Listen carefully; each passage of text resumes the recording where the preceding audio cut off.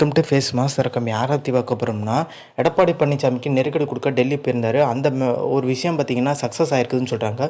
ஒரு பக்கம் வேலுமணி, தங்கமணி இவங்கெல்லாம் நெருக்கடி கொடுத்துட்ருக்க ஒரு சூழ்நிலை. சசிகலா அமைதியாக இருக்காங்க. எடப்பாடி பழனிசாமி இல்லாத ஒரு அதிமுக உருவாகிறதுக்கான வாய்ப்பு இல்லை. ஏன்னா கொங்கு மண்டலத்தில் பார்த்திங்கன்னா தனக்குன்ற ஒரு செல்வாக்கை உருவாக்கி வச்சுட்டாரு.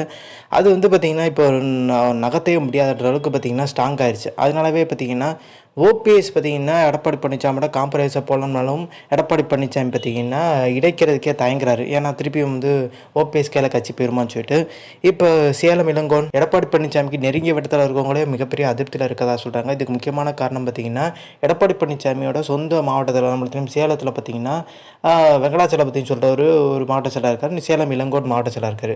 அவரோட பதவிகளை பார்த்திங்கன்னா அதிகாரத்தை பறிக்கணும்னு சொல்லிட்டு இன்னும் 4-5 மாவட்ட செயலாளர் நியமிச்சிடலாமா, அப்போ தான் வர சட்டமன்ற தேர்தலுக்கு நம்மளுக்கு மிகப்பெரிய லெவலில் பக்கபலமாக இருக்கும், அது நம்ம வெற்றியை உருவாக்குன்ற மாதிரி பார்த்திங்கன்னா சொன்னாலுமே ஆனால் மாவட்ட செயலாளர் அதிகாரத்தை பறிக்கிறாரு. ஒரு சில விஷயங்கள் பார்த்திங்கன்னா நான் முடிவு எடுத்துட்டேன், உங்கள்கிட்ட சும்மா சொல்கிறேன், ஆலோசனை பண்ணலை அப்படின்ற மாதிரி கட் அண்ட் ரைட்டாக எடப்பாடி பழனிசாமி அந்த 2 மாவட்ட செயலாளர்கிட்ட சொல்லியிருக்காரு. தன்னோட உறவினரை பார்த்திங்கன்னா சங்ககிரி வெங்கடேசன் சொல்கிறவரை மாவட்ட செயலாளர் கொண்டு வர்றதுக்கு ஒரு முடிவு எடுத்துட்டார். அப்படி கொண்டு வந்தால் எடப்பாடி பழனிசாமியோட சொந்தக்காரர் பார்த்திங்கன்னா வெங்கடேசன், அவர் பக்கம் போனால் ஈஸியாக எடப்பாடி பழனிசாமிகிட்ட எதுனாலும் பேசலாம்னு சொல்லிட்டு நிறைய கிளை செயலாளர்லேருந்து ஒன்றிய செயலாளர் வரைக்கும் எல்லாரும் அவங்க பக்கம் தான் ஓடுவாங்க. அப்போ சேலம் இளங்கோன் வெங்கடாச்சலபதியை டம்மி ஆக்கின மாதிரி ஒரு சூழ்நிலை உருவாயிரும்.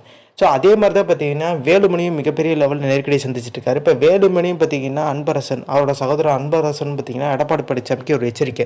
வேலுமணி மேலேயே நடவடிக்கை எடுக்கிறதுக்கு எடப்பாடி பழனிசாமி துணிச்சிட்டார். இப்போ ஓபிஎஸ்க்கு என்ன நிலைமையோ அதே மாதிரி பார்த்திங்கன்னா வேலுமணிக்கு நடக்கிறதுக்கான அதிகப்படியான வாய்ப்பு இருக்கதான் சொல்கிறாங்க.